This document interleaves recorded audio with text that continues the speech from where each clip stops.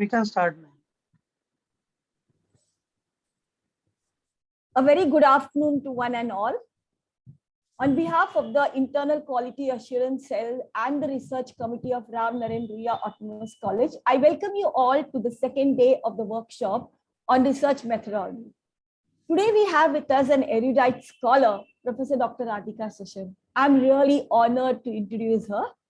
Dr. Radhika Seshan retired as professor and head of the Department of History, Savitribai, Pune University in August 2019. At present, she is visiting faculty Symbiosis School of Liberal Arts, Pune. Her area of specialization is medieval Indian history, within which she has concentrated on economic history, especially maritime and urban history. She has authored 3 books, which is published by renowned publishers like the Primus, Orient Black Swan, and Ruthless. She has recently guest edited a special issue of the K.R. Kama Oriental Institute, Mumbai, entitled Studies in Indo-Hellenic Culture, published by the Institute in 2020. She has a number of research papers to her credit, both at the national and international journals. And so I hand over to Dr. Radhika Seshan, who will be presenting on designing a research problem and literature review today. Over to you, Radhika. Thank you very much, Dr. Rodrigues, for inviting me, and thank you to Ruya College for inviting me to deliver this talk. Let me start right away with sharing my screen and with the talk itself.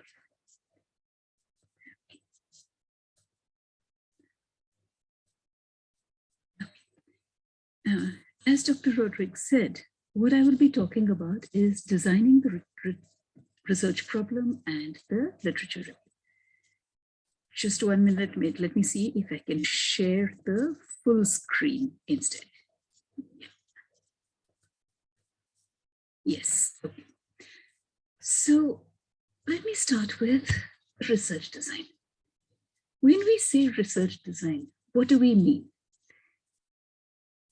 It's a very simple answer. It's a very, sometimes I think, an unnecessarily complicated description of what is a very simple, very basic kind of what one is doing with research. It is the outline of whatever you are planning to do in your research. So as a definition, it's a very, very simple kind of a definition, the outline. The problems come in defining how one does that. Because one begins research with all kinds of ideas. And very often when one begins research, these ideas are very, very, very nebulous. You don't quite know what it is that you want. You might have an idea, but you don't quite know what it is that you want to do. So how do you do research? For doing that, you need a design, not exactly a template, but at least a framework of whatever it is that you propose to do. The starting point is, of course, the ideas that you yourself have about the research. Research is always intensely personal. What you are interested in, what you, because of your reading, have defined as an area that you would like to know a little bit more, is where research begins. I know that in the past, I have constantly told students who tell me, Madam, tumi sanga, or ma'am, you tell me what it is that you should research on. I don't take on those as students. Because if you do not have an idea of what it is that you want to research on, then your research will always fall short of anybody else's expectations. More, it will fall short of your own expectations because you're not too sure what it is that you want to do. Therefore, the starting point of research and research design is ideas about where your interests lie and what it is that you would like to do. It is only after that that you can go into the next stage, which is the outline of what it is that you're planning. Okay. Broadly speaking, there are 2 kinds of research. One, which is descriptive. The other is explanatory. Your starting point has to be to define into which of these 2 categories you are placing your work. So you need to first of all identify what kind Excuse me, Radhika, just sorry to interrupt. Can you speak a little louder? We're finding your volume a little low.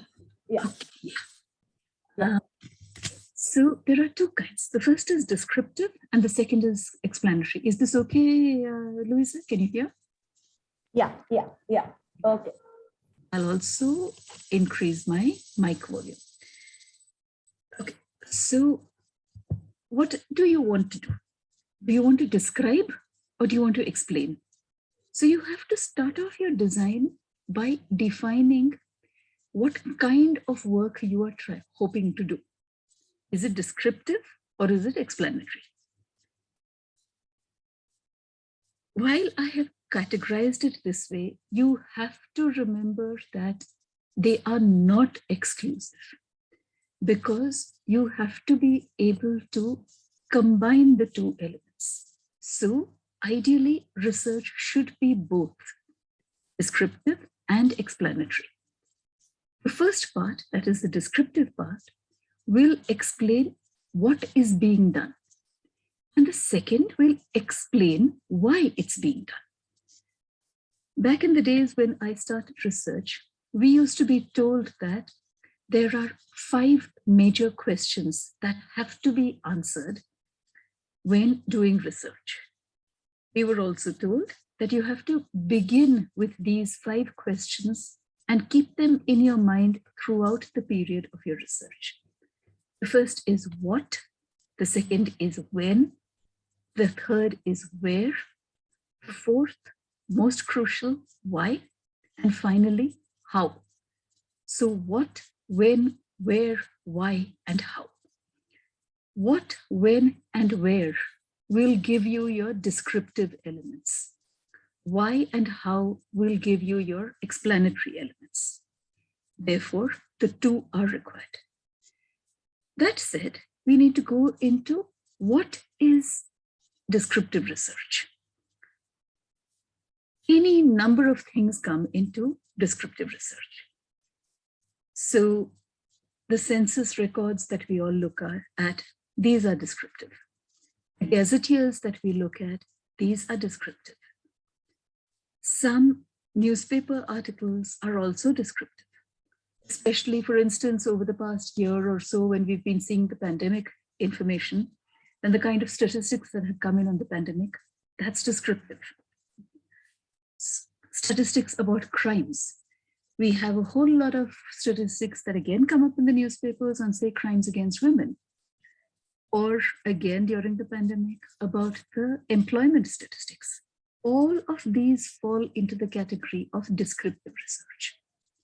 Note that the word that is important is research, that all of this is based on collection of information and then of being able to put them within a particular format. That format describes in tabular or essay form, whatever it is that you are hoping to do. That's one part of descriptive research. Like I said, descriptive is necessarily also explanatory. The two are contemporary. Like I said, I've said, put them in as two separate things. But they are finally only complementary aspects of the entire research. Because the fact of the matter is, how do you explain unless you have laid out whatever it is that you are describing? So description, often also called narration, is an essential part of research. So then how do you describe? Broadly, 4 major aspects come into description. The first is definitions. What do you define? How do you define it? What are you defining? For example, if you are taking an area in history and you are talking about a particular region in history, then your starting point would have to be defining the region and the time. So what are you doing with that? Okay, let's give you a more concrete example. Suppose you are working on something like maybe the Deccan School of Architecture. Very general example. So you have to define here 3 things. What is Deccan? What do you mean by school? And what do you mean by School of Architecture? So 3 things to be defined, not described, defined. Next, you go into the ways in which these are going to be constructed or have been constructed in some kind of a theoretical context. So, for example, if going back to the idea of the Deccan School of Architecture, what is your context? What is the theory? Your theoretical context is that architecture is something that deserves study, that models of the study of architecture have been applied in various ways in various places, and these models may perhaps be applied to the Deccan School as well as a distinct development within the broader styles of architecture. This would then lead you to your next point, which is time and space. That is, when do the features emerge, where and how? What do you mean by Deccan architecture? What are the features that are typical of Deccan architecture? Which parts of the Deccan do you have these? How do they emerge? What are the distinctive features of this? Finally, if you're looking at some model, then you have to use the features of the model. For example, again, we all know that there are many models of the state in India's history. Suppose then you are going to look at the Maratha period of the Peshwa period, the 18th century period, and you are going to apply the segmentary state model to this, then you have to define what is meant by the segmentary state, how it has been used, and what the features of the model are. Only then can you go into the next stage, which is applying it to your own area. So these are the beginnings of any kind of research, of descriptive research. Then we move into explanatory research. As I said earlier, this answers the question why. But remember, again, as I said earlier, the why comes only from the descriptions. Therefore, your explanations should go back to the points that you have outlined in the description itself. So as I talked of definitions first, then your explanation is why have you focused on a specific definition? Next, why particular theoretical contexts or concepts have been chosen in preference to others? Segmentary state, why have you chosen the segmentary state instead of, say, the patrimonial bureaucratic state model? So why have you chosen this? Which therefore means that you will identify, you will define the other one as well. But you have to defend your choice. Then, Deccan School. Why does the Deccan School emerge in the Deccan specifically in that time frame? Which part of the Deccan would you consider as being more typical of the School of Architecture than others? Suppose, for instance, you were to say that Deccan architecture is typified by the architecture that is visible in Bidar, Gulbarga, and Bijapur. Okay, fine, so far as it goes. Why are you not taking Hampi? Why are you not taking, say, the Hoysala structures? That's also Deccan. So why are you taking these in preference to something else? Again, that's part of your explanation. And if you're using a model, like I said, why that model in preference to any other model?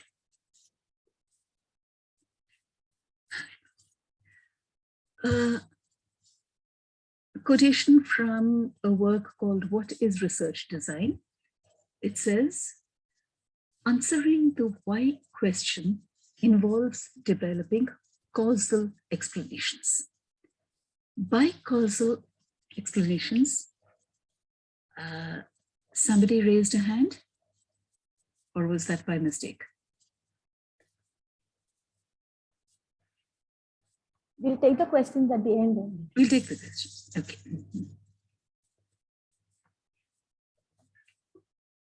So what do we mean by causal explanations? Again, a very simple reply. When we talk of history in particular, we talk of cause and effect. So what causes something? That is very, very simply a causal explanation.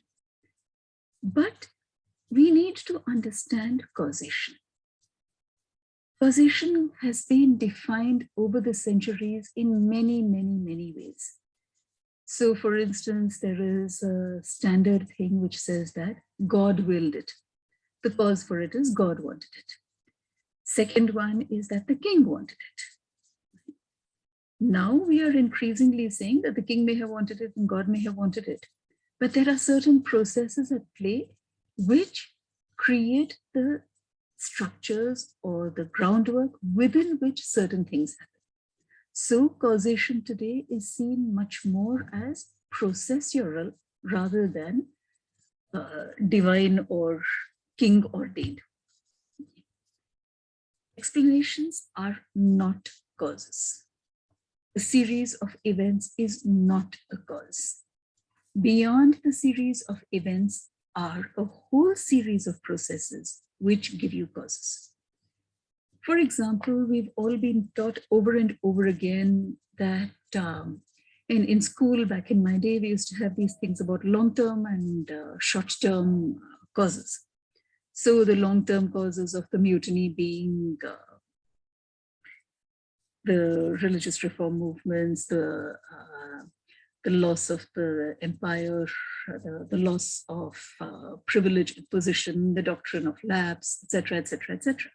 And then you are told that the short-term causes are first the takeover of Awadh, and then the introduction of the Leonfield Rifle. Now, fine, this is a nice list of causes.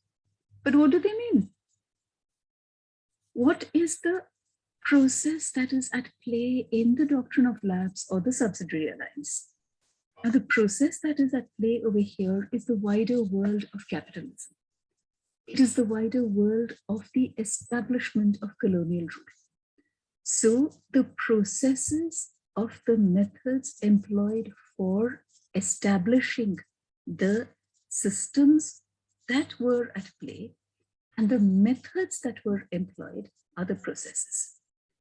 These processes could be political, they could be social, they could be economic, they could be cultural, individually or jointly, or maybe combinations of some of them. Any of these is possible. It is your job as a researcher to try and identify what other processes are at play. And then again, the explanation comes in, because you need to then explain what combination of factors, in your opinion, is primary causative for whatever it is that you are describing. It need not be only political or social. It needn't be all of these. It could be political and social, social and economic, social and cultural, economic and cultural, any of them, all of them, combinations, permutations thereof, all of them possible. And all of this is finally based only on the literature review.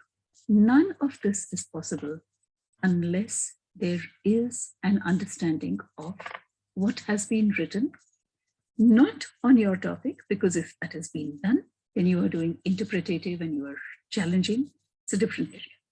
But you have to start always with the literature review.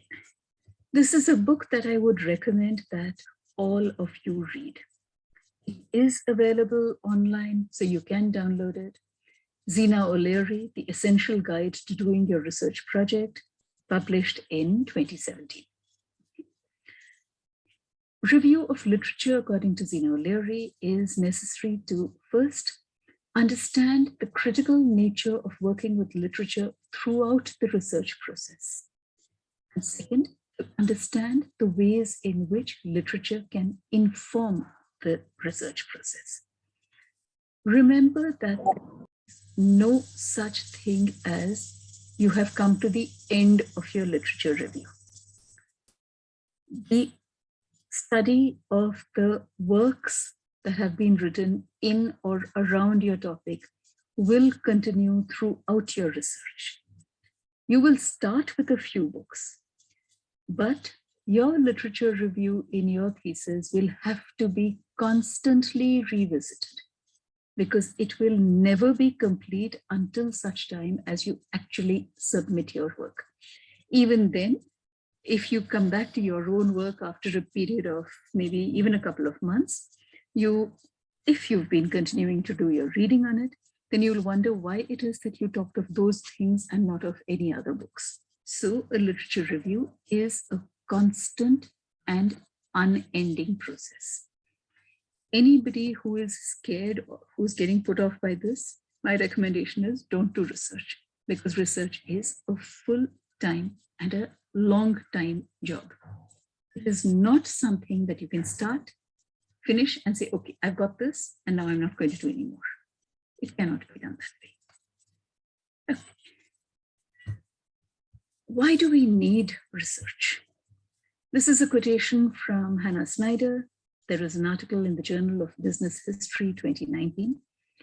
Also downloadable, it's a Science Direct Elsevier article, literature review as a research methodology, an overview and guidelines. While Snyder has applied this specifically to business research, it is universally applicable to any kind of research. She starts off by saying that knowledge production is accelerating at a tremendous speed, while at the same time remaining fragmented and interdisciplinary. This makes it difficult. Sorry, I've missed out a word over here. This makes it difficult to keep up with the state of the art and to be at the forefront of research, as well as to assess the collective evidence in a particular area. This is why the literature review as a research method is more relevant than ever. So a literature review is not something which is outside your research. It is an integral part of your entire research methodology, necessarily so. Okay, so next questions. As I said right at the beginning that you have to start with definitions. Let me define, what do you mean by literature and by review? In research, literature, the reason I'm saying this is that literature is often seen in terms of fiction, nonfiction, the classics, what you study in your literature classes if you're doing an English major. All of this is part of literature. Fiction, nonfiction, prose, poetry, all of this comes into the broad category of literature. But when you're talking about research, literature means the scholarly writing related to one's own subject. For example, if one is looking at, say, urbanization in India, then one would logically start with perhaps Satish Chandra Mishra, who was the one who really worked on urban systems in India extensively.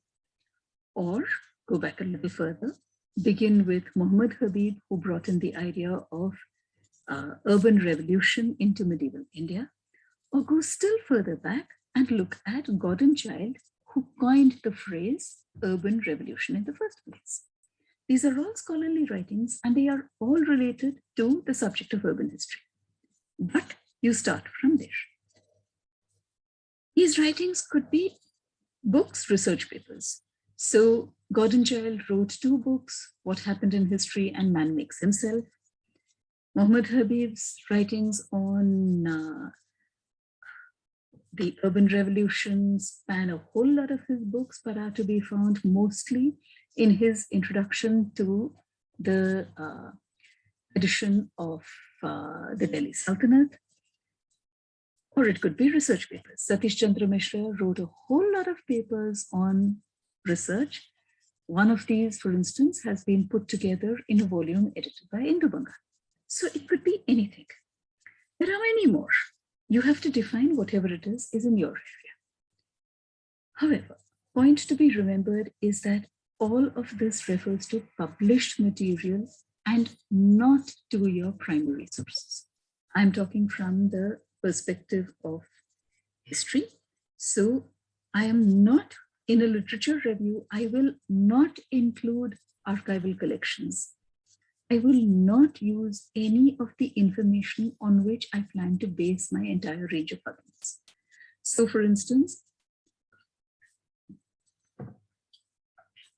if I'm talking of, urban history again, and I am doing a case study, then I am not going to be talking about, okay, wait, if the level is very low, 1 minute, let me just put on my headphones and see if that works.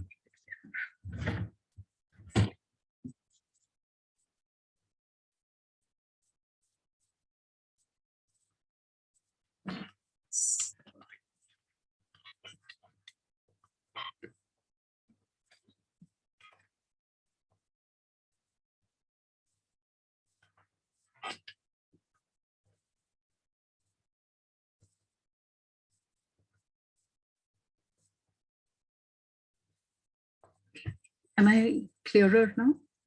Is this more audible?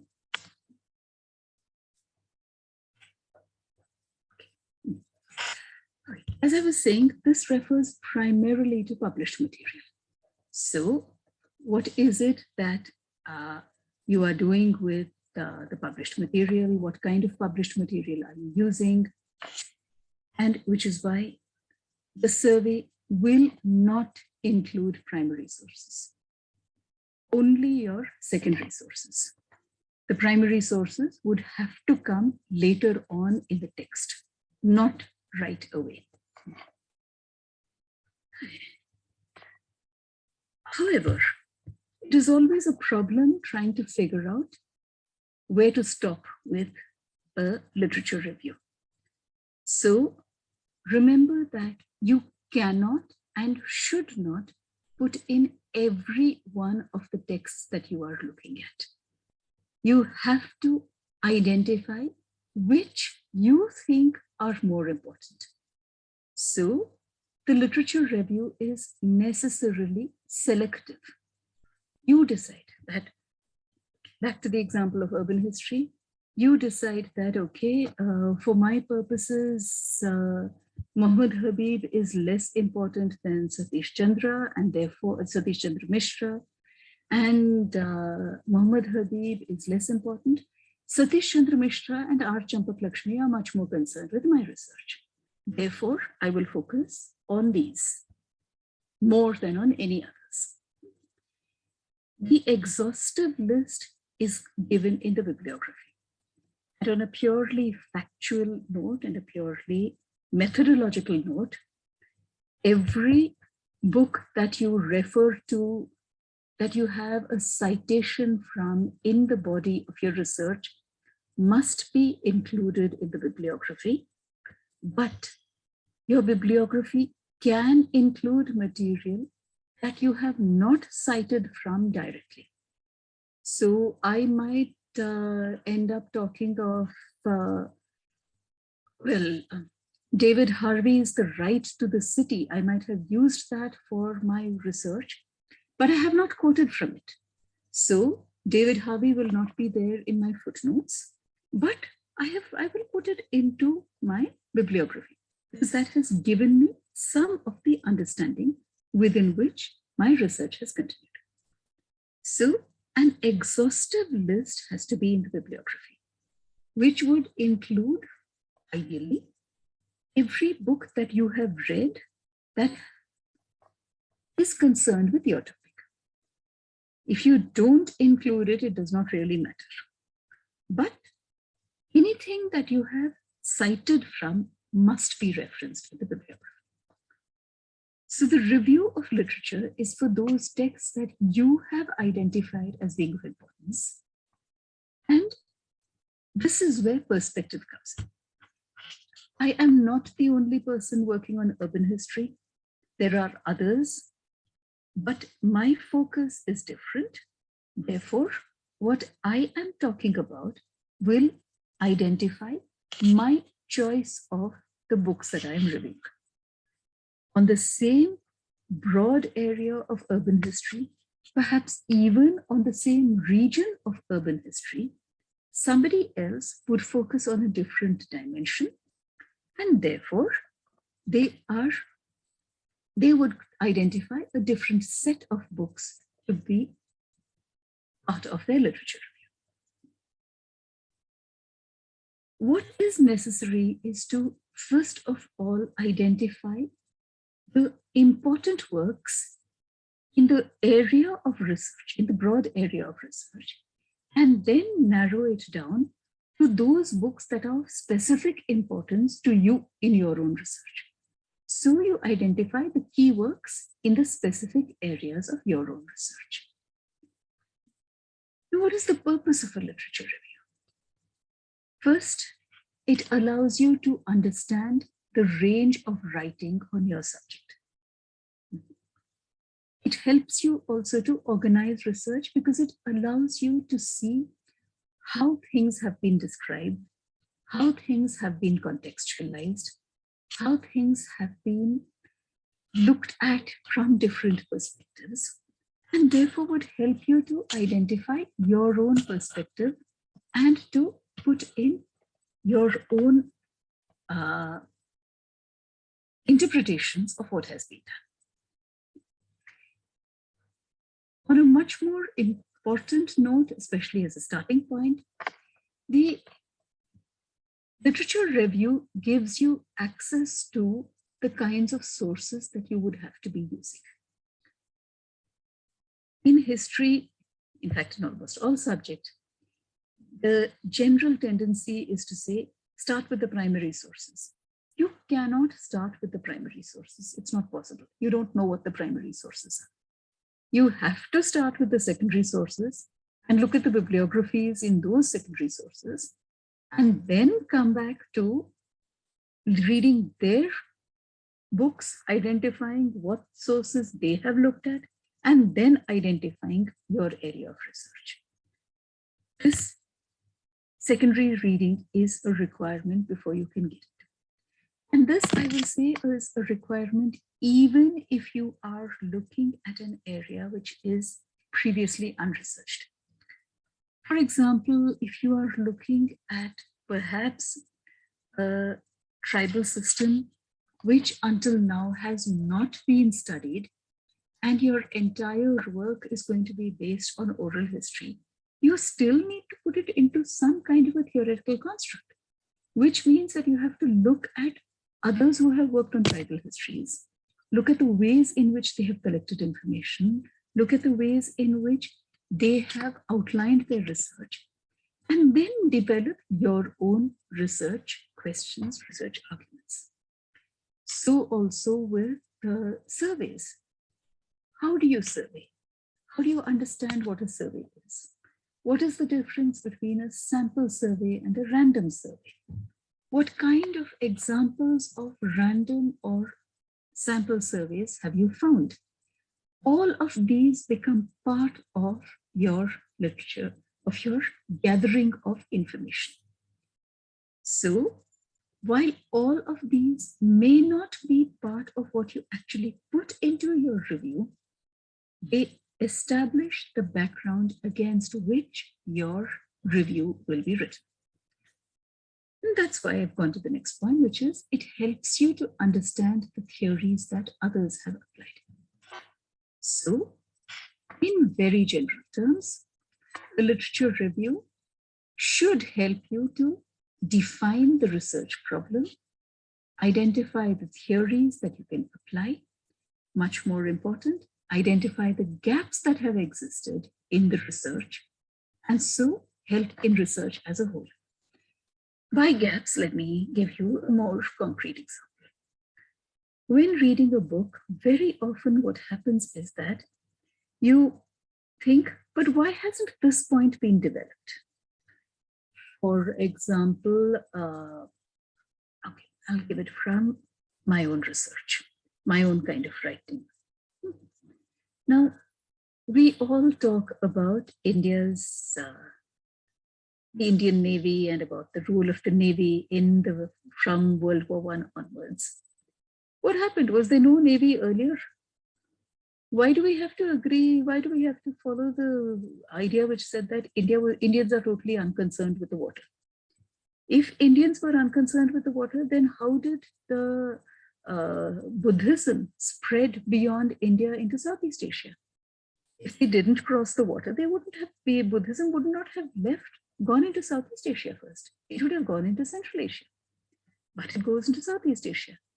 So isn't there a gap over here which says, when you say that Indians are unconcerned with the water, aren't you somewhere identifying a problem, a gap that exists in the research? This reading will enable you to ask questions about, but what happened? Why is this part missing? And then you can go look for information on that missing part, what you have seen as missing. This is why, remember, I said that all research is personal. It begins with you defining or identifying whatever it is that you are looking at. So some scholars, and this is mainly people like, there is Baumeister and there is Ina Leary, they say that you have to ask these questions when one is starting. First is, what kind of material do I need? Which again takes you back to the beginning. What kind of research am I doing? Okay. What kind of material do I need to do the research? So then, defining based on my identification of the kind of material I need, I can define the literature also. So what kind of literature am I looking at?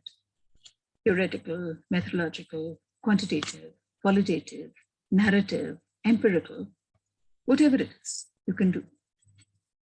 Then review your own review.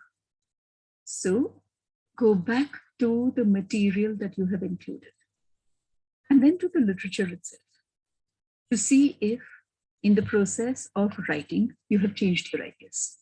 You have decided that this is less important, that is more important. But in your initial review, you have not put it that way. So go reorganize everything. Okay. Which is why I said at the beginning again, that literature review is not something that comes to an end at any time within your work. It is something that you would have to keep going to back and forth with fairly regularly. Okay, now for a more practical, what kind of literature reviews do you have?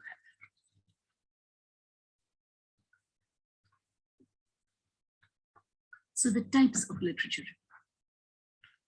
The first is what is called an argumentative review, which does not mean that you're arguing with the person who has written the book.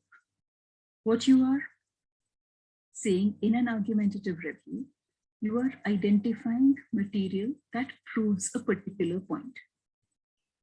For example, if you are working on, say, culture, then you would pick up perhaps the ideas of Peter Burke, maybe Terry Eagleton, maybe Hayden White, maybe you would go beyond that to Michel Foucault, and maybe you would go into Raymond Williams as well. These are broadly the people who have worked on culture theory. So you are picking up literature that has proved a point, which proves a point, and which proves a point very, very firmly and very argumentatively, as in very authoritatively. By reviewing such works, you will then be able to identify what it is that you are going to be highlighting in the course of your own research. So the points that you are agreeing with or disagreeing with, the points that you believe should be disproved, would be brought out in the course of your own work. in a sense, we can say that our entire Nationalist School of Historiography is part of the Argumentative review, because they looked at what the colonial scholars had written and they said, this is wrong, and this needs to be proved to be wrong. So they questioned the ways of writing. In a sense, therefore, this is where one starts with,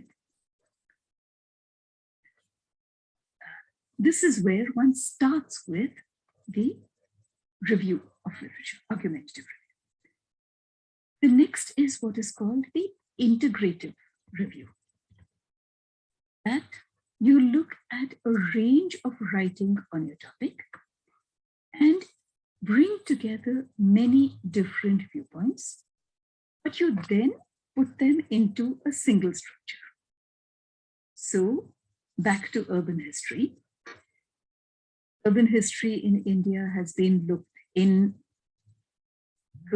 colonial times, has been looked at from the point of view of what's called orthogenetic and heterogenetic cities.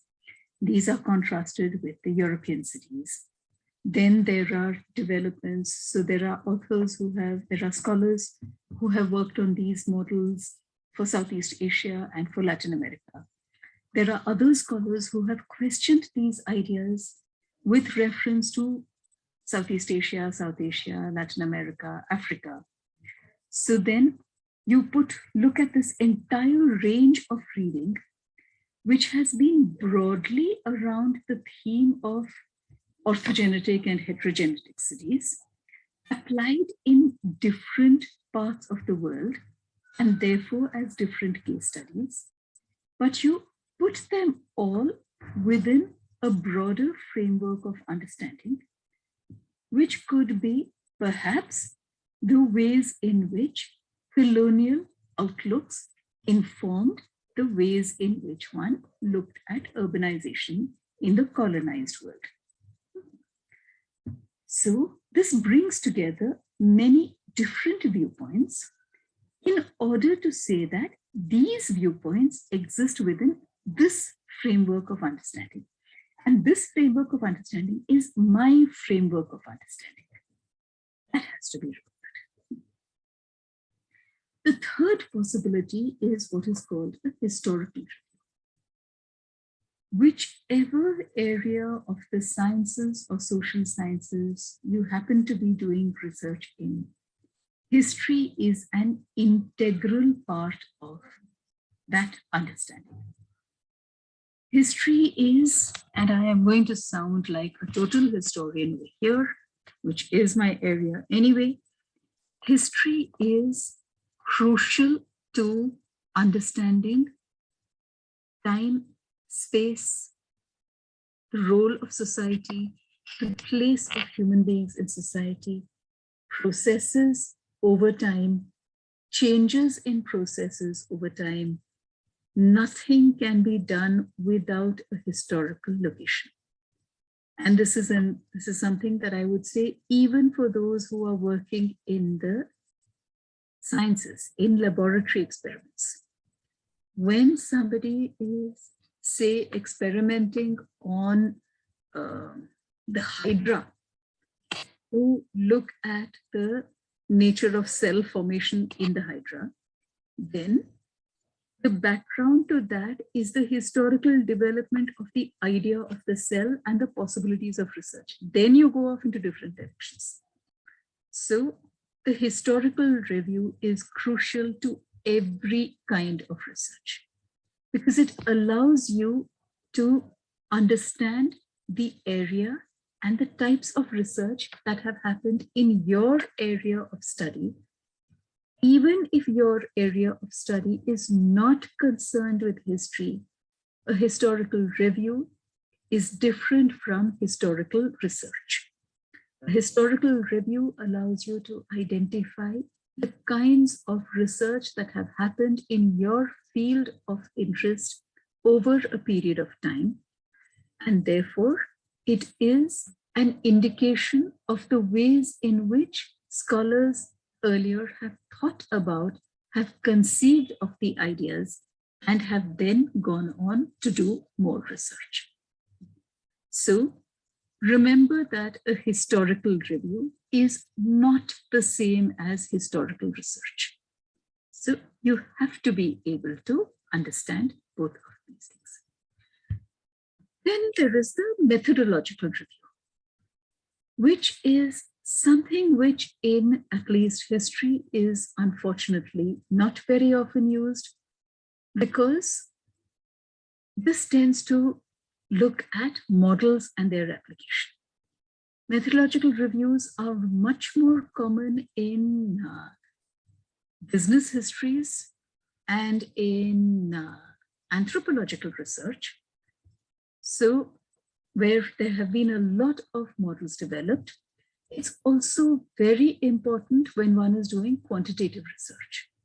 So for example, if you are studying wages and prices in India in whatever time, then you would have to look at the ways in which the idea of the wage payments developed. In India, when do we see the earliest indications of wage payments? Do we have wage payments or do we have service payments? A whole lot of questions. And then how is the payment made? Is it made in cash or is it made in kind? If it is made in kind, then what kind of things are given in kind? And is this a random choice or is it equivalent to the salary that is decided? For example, in the Mughal system, when Mansabdars were given a salary, they were given an area of, well, they were given a grant of land revenue equivalent to the salary. And that salary was calculated in jitals, but the payment was made in dams. A jital is a coin that used to exist in the Delhi Sultanate. It is not a coin that exists in the Mughal Empire, but it remains what is called a unit of calculation, a unit of value. So you have a jital being used as a coin that does not exist, but is used for a basis of calculation. And then it is converted and you're paid differently. So it gives you the methods that have been used in the time that you're talking about and in the later time to understand the ways in which... Sorry, would you please switch off your mic?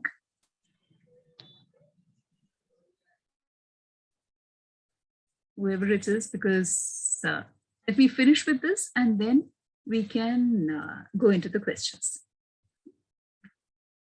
Then there is what is called a systematic review. This is a very, very recent kind of review. So far as I know, it has not yet been brought into the social sciences. It exists mostly in management and in business studies, and it is based on essentially analysis of previously already collected quantitative data. It can help because it gives you an indication of the kind of research that is going on. So it gives you options of the ways in which you can bring other perspectives into your own research. And then there is the theoretical review. Like the historical review, the theoretical review is also very, very important because it identifies first the broad theories in the field, second, the theories that have been applied in the area or the time that you are thinking about, and therefore it allows you to both examine and to question the theories that you would be using in the course of your own research. So it allows you to understand first the theories around the theme or on the theme of research, and then to be able to expand on this. Nobody is saying that you need to develop a new theory of your own. If you do, well and good. If you don't, it does not matter, so long as you're able to identify it. And very often in the process of identifying it, one's own theoretical formulations do become sharper. Okay. So then, summing up, what is a review of literature? First, a survey of scholarly sources on a specific topic. This assumes, therefore, that you have a topic in mind before you start off a survey. It is necessary so that you can identify what writing there is already on the topic that you have chosen for research. Next, to identify the methods that were used in that earlier work, and then to be able to identify the gaps in the earlier work that allows you to go into your own research area. For example, again, if I were to do, for instance, well, this was a thesis that was submitted to our to history department, Pune University, where this student looked at animal husbandry and looked at the ways in which animal husbandry changed in the period of the 19th century. And he located animal husbandry within the context of colonial requirements, and particularly in terms of the requirements of the colonial army for certain kinds of animal produce, so animal husbandry. Now, this is rooted in both science, zoology, in understanding of what kind of animals and environment, of course. All of this is part of that structure. So there are multiple ways in which one can look at the topic. The Oxbridge online essay says that in a literature review, you're aiming to summarize and provide a critical analysis of research, of the research arguments you have found in your readings, without making new contributions to the literature. Hence the term literature review. Please note that that last parenthesis is most important. Without making new contributions to that literature. What you are looking at is the way people have studied it earlier. You are not looking at what they have. You are looking at those works with a view to identifying what it is that you can do. So you are not making a new contribution as yet to the existing literature. You are merely surveying them in order to be able to understand your context better. Literature review is therefore a crucial component of your own research and the development of your own potential as a researcher and as finally a scholar. Okay. Now to organize it.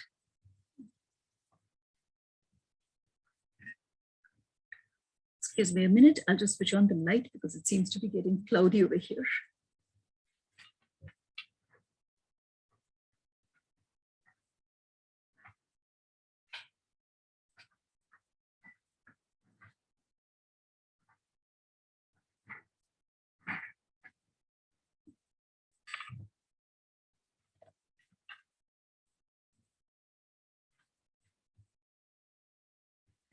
Now, remember that there is lots of research happening.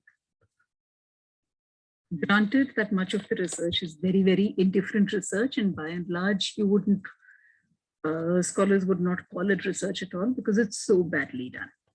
However, there is research happening. And because of the extent of research that is happening, there is a need much more to make sure that your own research is visibly different, both in terms of content and therefore of quality. So in content and in quality, your own research has to be visibly different, which obviously means that you need to keep updating your own literature. You need to keep updating your own knowledge to make sure that what you are saying is still viable and nobody else has already said it in different ways earlier. So you have to keep up with the existing research. On a different note, this is where journals become important, because many of the most recent findings are published in scholarly journals. Please note the use of the term scholarly journals, because the kind of journals that have come up sometimes in recent times are not necessarily scholarly. They are paid research and they do not give you anything at all. Forget about additional knowledge, they give you absolutely nothing at all. So, scholarly journals. So you have to keep up with the existing research. Technology, what is called cutting edge research, which is invariably used for laboratory research.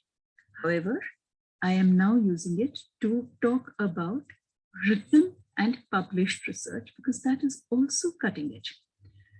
Let me see if I can give you an example.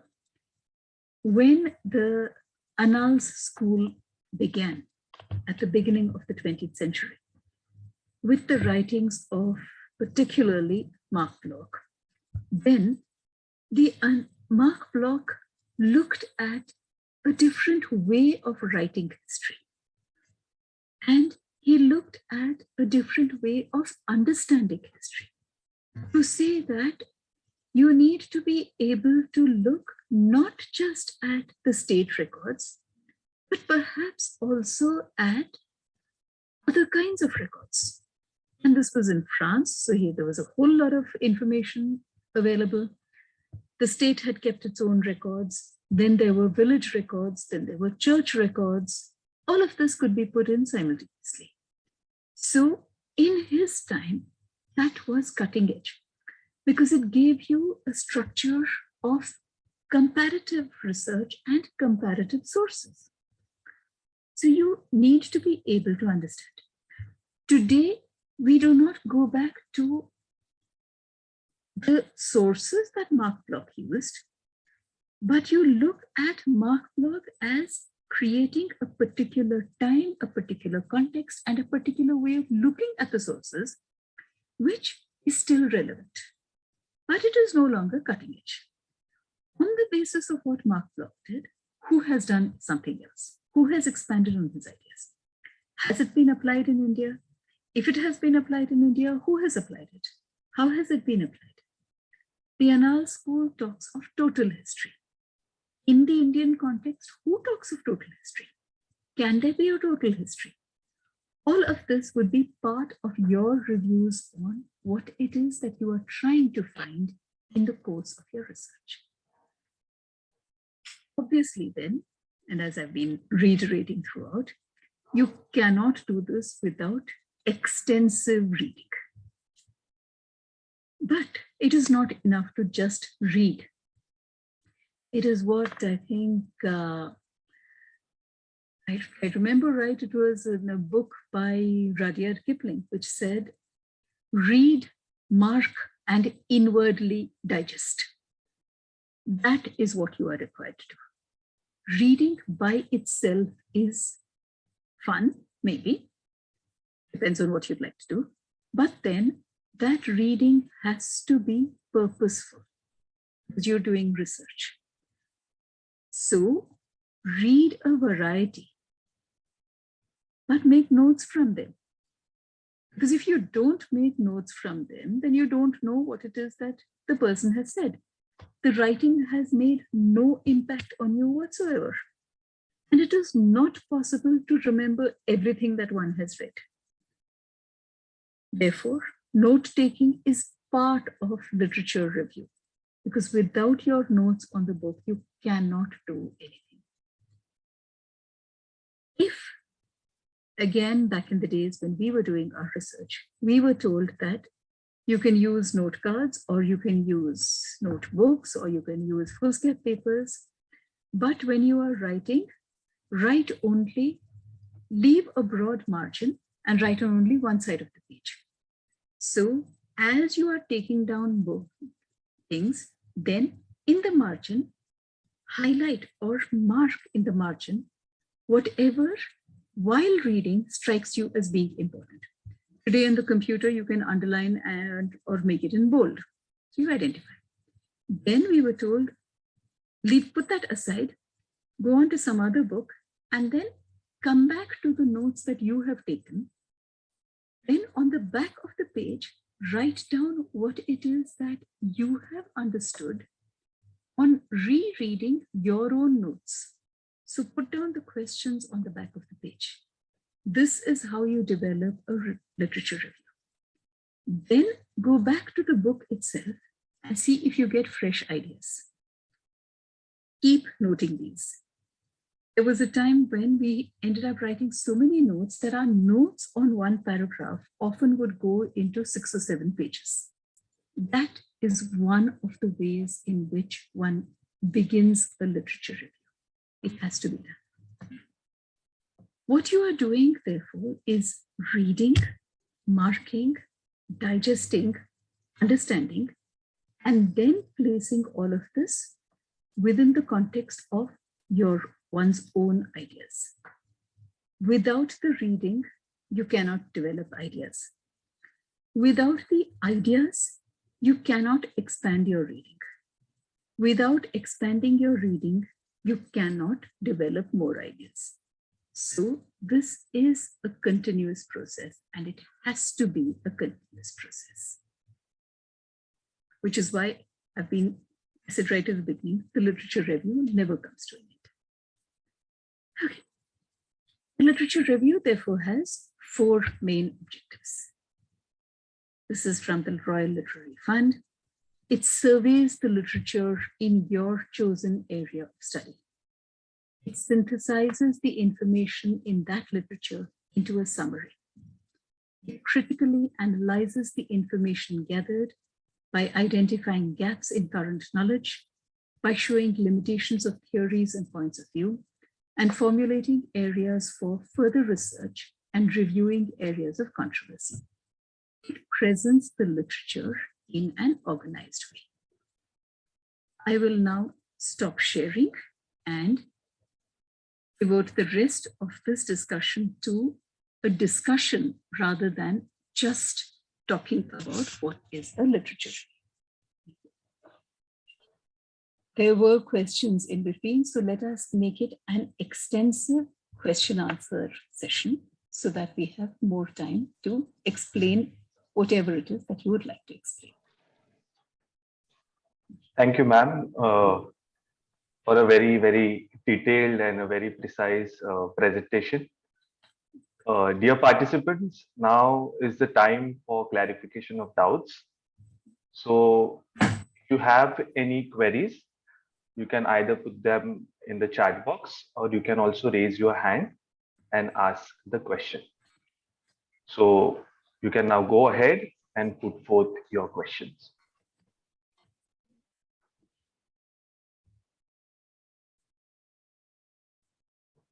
Somebody had a hand raised right at the beginning. I don't remember who it was.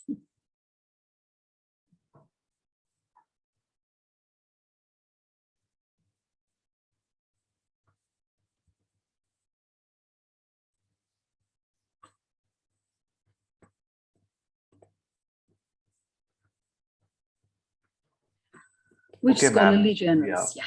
So we got a question over here by Rohit.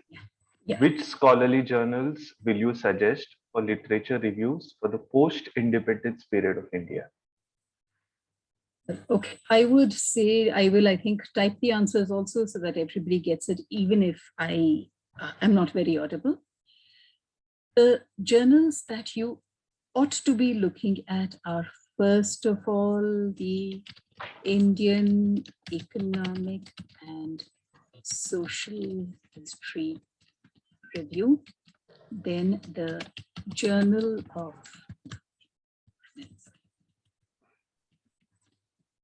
Indian Economic and Social History Review, the Journal of Asian Studies, then Modern Asian Studies, then for those who are interested in contemporary theory, history and theory,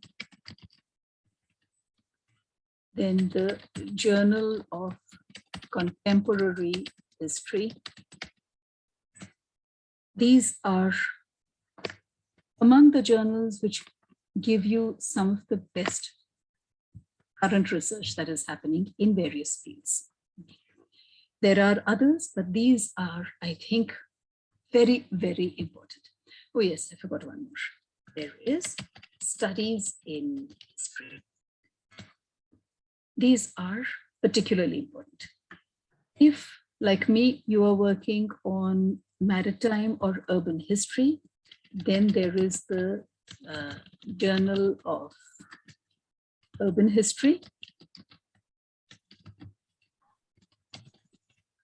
And there is the Journal of the Indian Ocean World Studies. And there is the International Maritime History Journal. These I would identify as among the best in literature review for economics. Okay, I would say first of all, again, the Indian economic history.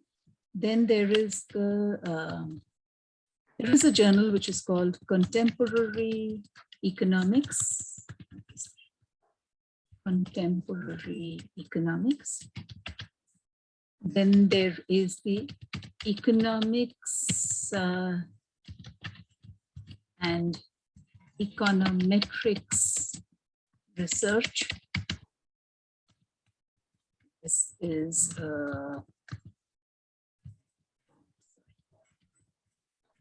and there is, sorry, spelling mistake, but Econometrics Research. Then there is the Journal of Economic History. Modern Asian Studies, by the way, has a whole lot usually on economics specifically as well. Okay. Go ahead. As does the, there is the Journal of Contemporary History. Sorry, it should be Journal of Contemporary Studies. They've changed the title recently. It's the Journal of Contemporary Studies. These would bring in a lot of the economics. I'm afraid my own specific area is not so much economics because I do economic history, but not economics per se. So I have not really looked at the economics journals extensively. Samruddhi had raised her hand. Yeah, Samruddhi had raised her hand. Samruddhi, you can go ahead and ask the question. Yes, ma'am. I had a question. When can we decide whether we have to write a literature review or not? I recently wrote a research paper for Konkan Itihas Parishad. I wrote a research paper on culinary culture in Konkan region. So there they have they had advised us to not write or not go into detail of literature review. So when can we decide as to whether the literature review is really required or not? And for the beginners like me, what all care should we take while writing the overall research paper? Okay. By and large, when one is doing a research paper, then an extensive literature review is not required because a research paper often has a specific word limit. And if you go into extensive research literature review, then you don't really have, space enough to be able to expand your own ideas. So by and large, in a literature paper, in a research paper, one would identify maybe a couple of works, but by and large in a research paper, one does not bring in literature review. It isn't necessary. Literature review is required in the thesis, in the dissertation, and in an article where you are putting forward a different point of view from the existing research on the subject. For example, if you said you were talking about culinary history, okay? So when you are talking about culinary history, then are you talking in terms of a region? Or are you talking in terms of the way in which culinary history has been described in India? If you are talking about the way in which culinary history is treated in Indian history, then you have to have a literature review. If you are talking about the aspects of culinary specialities of a special region, then you don't need a literature review. So a literature review is compulsory in a thesis. But in a research paper, you would have to be able to locate it in the context of what you are showing in that research paper. Slightly problematic answer, I know, in that it still leaves it on you, but by and large, standing I rulings. got it. The confusion is clear. Thank you so much. Okay. Okay. Okay. Dr. Uma Devi had raised a hand. Dr. Uma Devi, you may go ahead and ask the question.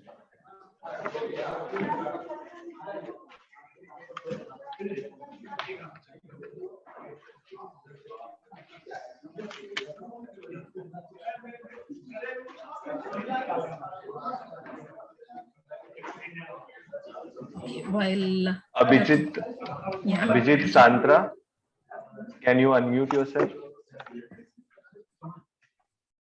Can you mute yourself, please? Okay. Fine. We got another question in the chat box by Rohan. Are there any open source journals that undergraduate students who are just starting in this field and may not be sure of investing funds in journals be able to use? Okay, there are now, one of the advantages has been that of the pandemic has been that a lot more material is now available, fairly easily accessible. So to that extent, there is a range of writing that is available, reasonably open access. If, however, the additional advantage that we have is that even if you do not have these as open access journals, if you go and register on JSTOR, then as a private individual, you can download 5, I think, in a month, and you can read up to 20 to 25 articles in a range of journals in a month. It's a very, very minimal cost. So these are not exactly open access, but they are easily accessible. So that is what I would recommend. Once you are registered in a university, most of the universities in India are linked to the InflibNet. And through the InflibNet, we have access to every journal that is being subscribed through in various universities around the country. Much of my material has been downloaded from actually only JSTOR, because it gives you a range of something like 3,000 journals are available in JSTOR, and there are books also. So it is a good option. Something else that is increasingly coming in is, well, not in, now, something else that can be accessed for older material is the Internet Archive. It does give you a lot of material which is easily and freely accessible. So even if it is not technically open access, it is still there fairly easily. And I think there's linked to this is another question which Kritika has asked, that we are lagging behind because of lack of many open access articles. That is true, but the fact is also that open access for most researchers becomes far too expensive. So it's not possible to make them open access. For, I think I remember, if I remember right, then in one of the international journals, if you want to make it an open access, then you pay $150 to make it open access. How many of us can afford to pay $150 to get something published? Just to make it freely available. It's not possible. So open access in the Indian context becomes something which is very, very difficult, which is why I said JSTOR becomes registering on JSTOR as a private individual.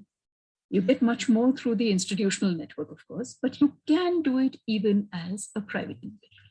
And look at that. Okay, we got one more question in the chat box. what was the role of indigenous bankers in enhancing trade and commerce in Western India? Kritarth, here you'd have to look at the time frame. If you are looking at the period of the 18th century, then in the 18th century, the role of indigenous bankers is phenomenal. There is no other word for it. And it is not just in Western India, it is in different parts of India. So you would have in the 18th century, you have the growth of houses like the Patvardhans. Then you have the what is it? The Patvardhans are a very major thing. Then you have the Hari and the Bhakti. In Bengal, you've got the Jagat Sheths. In Tamil Nadu, you've got the Natukottai Chettiars. All of these are indigenous bankers. What one needs to remember is that many of them are associated with the rulers of specific areas. And their role is in the areas which became part of British India later, their role was drastically reduced and was necessarily transformed. However, in the native states, they continued to have a role. Now, the Jagat Sheths collapsed along with the Nawabi of Bengal. The Natukottai Chettiars shifted their range of operations from the coastal to the interior and continued to function from Coimbatore. The Patvardhans shifted to a different area of operation altogether. So in the 18th century, their work is phenomenal. Part of it is undoubtedly that they are giving loans to the state, but as part of the loans, there is also the entire backward linkage that continues, which is of how is the loan repaid? What is the level of the money economy that is being generated? What kind of loans are being given and to whom? There are Modi documents which talk about giving a loan of 1 rupee to be repaid at the time of the next harvest, as well as there is one record which talks about 1 rupee being loaned to a poor farmer, not a farmer, a sharecropper, who then has to repay it at the time of the harvest when he will be paid 2 rupees and he has to repay 1 rupee 50 paisa. It's also indebtedness, rural indebtedness, it's there. But all of these are aspects which develop the money transactions. In terms of direct access to trade and commerce, that's a little more difficult to map, mainly because the 18th century records are still not so widely read and understood, and many have not even been translated. The House of Jagat Sheth definitely had a key role in developing the trade in Murshidabad muslins. And because they were so invested in the cotton trade, that's one of the reasons why it is believed they collapsed when, with colonialism, the entire structure came in. The Natukottai Chettiars, on the other hand, were concerned much more with lending money to commercial houses. And they then went into lending, rather than lending money to Indian merchants, they started lending money to private English merchants. I think we need to also look at this dimension in Western India. To what extent are the indigenous banking houses involved in money lending operations to private English or Portuguese entrepreneurship, trading operations? That's an area that perhaps we need to look at a little bit more. Mehwish has raised hand. Yeah. Mehwish? Yeah. Yes, ma'am. Ma'am, if we are looking particularly at economic history or social history, in that case, how do we not narrow down, but how do we define the scope of our research? Because that often becomes very extensive. So what elements should go into the research when you're looking at a regional history or say an economic or social history of a specific region?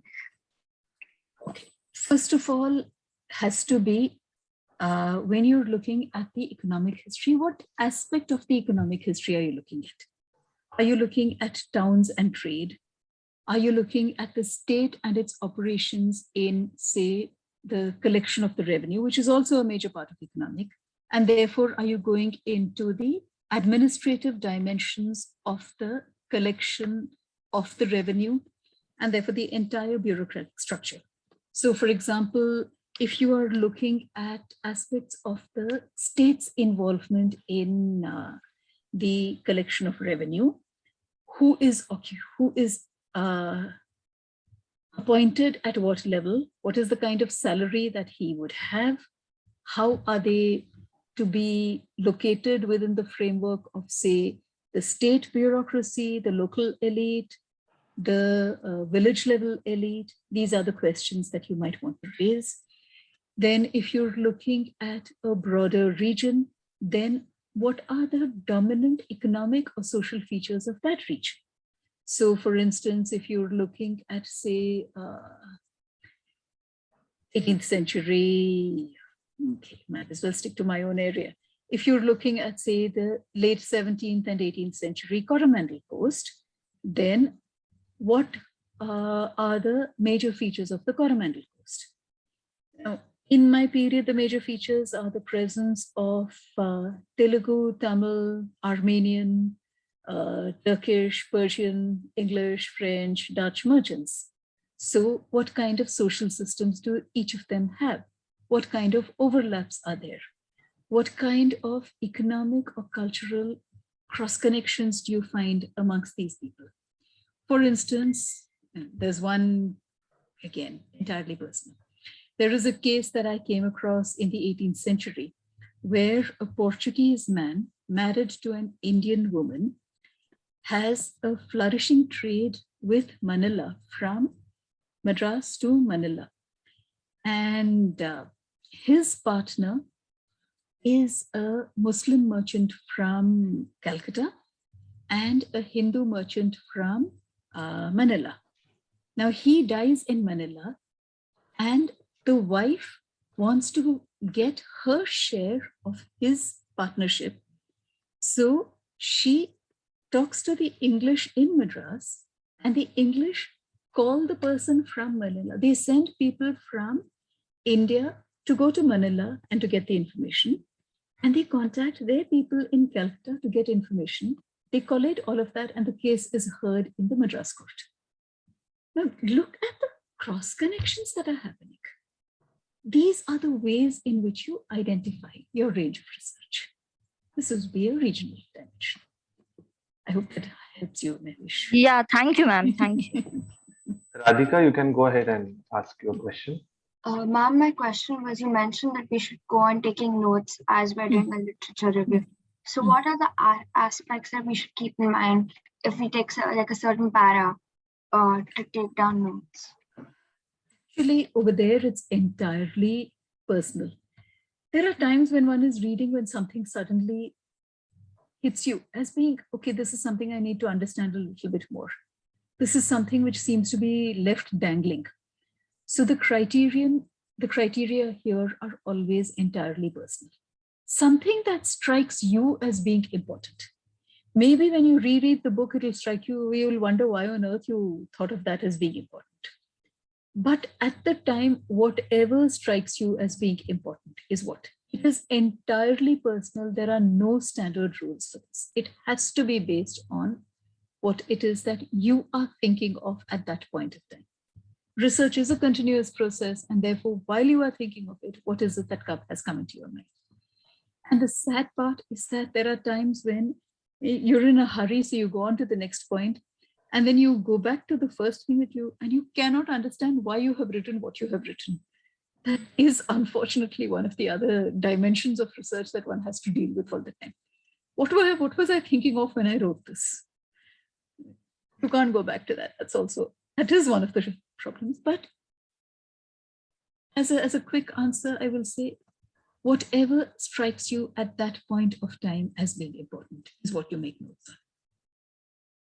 Thank you. I can't give you anything more than that. Dattatreya Bhoye has put a question in the chat box. Which journals for literature review for Indian princely states?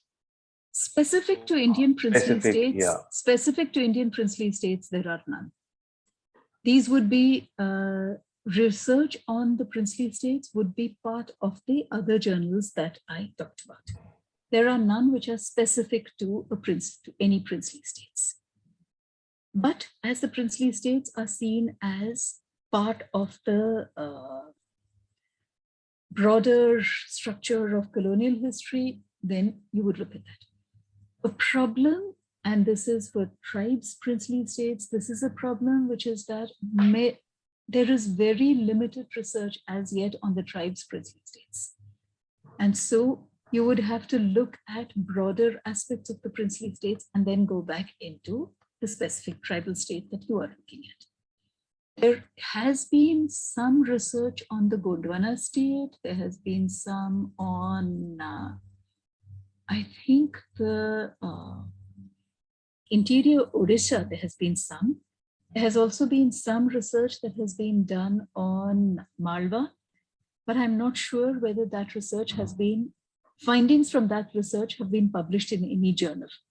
They are only as theses at the moment, which is much critical. To go back to the question that you asked about open access, this I would identify as the much more crucial problem that we have. That our research, unfortunately, some of the most innovative research is happening in the local languages and is not translated into English. So if you do not have access to those languages, you have no access to that research. For me, the crucial part is to put this research into English or Hindi to make it more available to a wider audience. This, for me, is the crucial dimension, that our research remains unfortunately bound within regional linguistic contexts rather than a broader context. Rohan has got a question. For students who have done extensive work for a project but are required to trim the edges, are there any criteria that you can recommend by which students can cut down a project to the mandated size? That, Rohan, very honestly, is a problem that I have never faced, because I've always, personally, I have always been told, expand Corona. Why have you written so briefly? So I've never had that particular problem. But anyway, more serious answer is that go back over your writing and try and look at it as somebody who has not approached the topic at all. Okay. Forget about what you have done. Take it on as what used to be the common thing, an objective outsider. And ask yourself, is this a point, this point that I have made, is it really necessary to the way that I have developed my argument? What you need to identify, and actually the easiest way to do it is, within the project, identify for yourself what are the key questions that you have outlined, and look for the answers to those key questions. Then put those in order, and then identify what else is there in the project that does not add substantially to this and is merely a tangent to my major point. That is the way one trims the edges. So you have to go back and be very critical of what you yourself have written to be able to identify what is there, what is missing, why have I put this in? Would it make more sense if I put it in a different fashion? Or the alternative, would it make any difference to my overall project if I moved this out altogether? So the question has to be, if I do not have this, is my substantive argument affected? That has to be the major criterion. Kritika has got a question. Is there a limit to how long we can date back an article in a literature review? No, not at all. Not at all. There was one paper that I wrote for the journal many, many years ago, where I looked at an article that had been published in Asiatic Researches in 1798. And I was doing that in 1975, 1978. 200 years, it does not matter. It is absolutely. If you think that is relevant to your research, then it is relevant. Yes. Okay, ma'am, I think there are not many questions.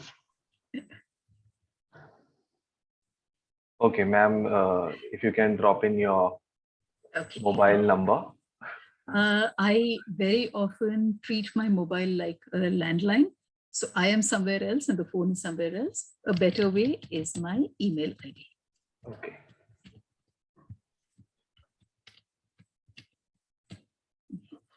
Because I very often abandon my phone somewhere and come back to it much later. So I cannot guarantee that I will ever answer the phone properly. Also, in recent times, I tend not to answer unknown numbers, but an email I will definitely answer. So the phone, remember my generation, we grew up in a world without phones. We grew up in a world of letter writing. So the letter, even if on email, is much more accessible as far as I'm concerned. Okay, ma'am. So thank you so much, ma'am. I think all the queries have been answered by you. And thanks for that. And dear participants, ma'am is also going to be there available tomorrow. Tomorrow she is going to take a session on ethics in research. So in case you still have any questions, any doubts about today's topic, we can take them up tomorrow as well. Yes, definitely. Yeah. Please feel free. Okay. Thank you so much. Thank you so much, ma'am, and we will see you tomorrow again. Thank you. Thank you. I request Pradeep sir to take over. Thank you, Renaud. Thank you so much, Radhika ma'am, for your very insightful session. And we will continue the session tomorrow on this same theme. I have posted the feedback link in the chat box. So all are requested to send the link in half an hour.